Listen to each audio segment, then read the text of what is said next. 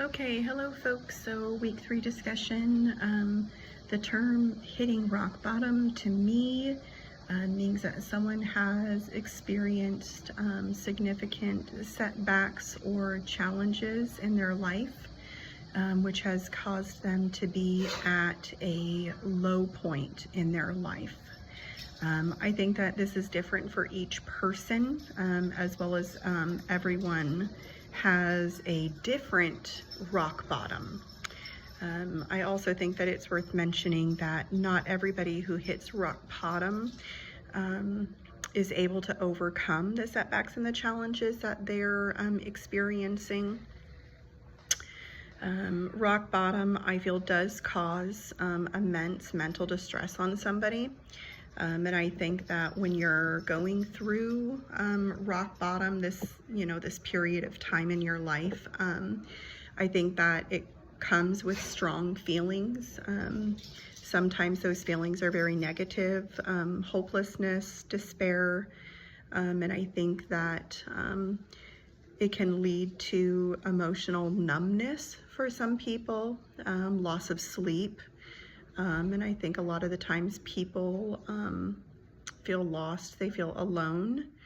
And I also think that some people feel shame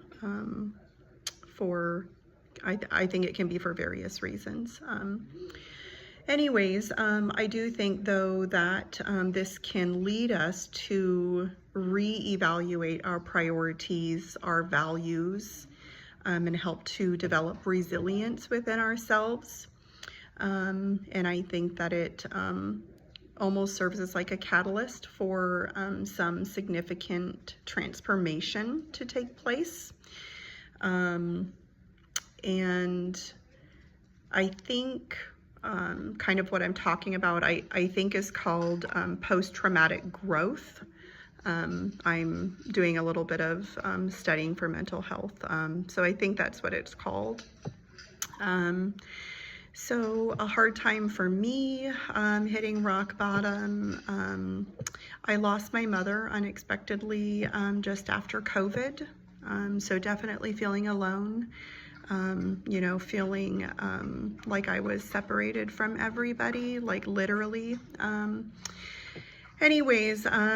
But along with that came a string of events that followed that I was not expecting, and I was so far in my grief that I had no idea that it was even coming. I did not foresee it. I didn't think in a million years that it would never happen. And so very stressful situations, not that just affected me, but that affected my family, and had some long-term things tied to that. So when I was going through that, I feel like I lost myself, and I didn't recognize myself as a person. I didn't recognize the mother that I was, and those things scared me. I couldn't think straight. I couldn't control my emotions. I felt like my emotions were running me. I didn't know what was going on. I didn't know what was going on. And part of me just didn't really care. So when I hit rock bottom, I feel like the unbreakable core was like my inner self, and the purpose, and finding the ability to trust myself again. And so during that time, I really, really relied on prayer. I have never relied on prayer more in my life than I did while I was going through losing my mom, and the year and a half or so, 2 years after her passing. So if I were to counsel somebody who's hit rock bottom, I would prepare myself for a long ride, because I feel like there's no timeline for it. It doesn't mean that 6 months you're going to be better, a year you're going to be better. It could take a long time, and there could be a lot of side steps, and there could be a lot of back steps. Doesn't mean that you're always going to be taking steps forward. I would encourage them to acknowledge their feelings. I would try to help validate their feelings, and I would encourage them to allow themselves to feel those feelings. For me, that was imperative.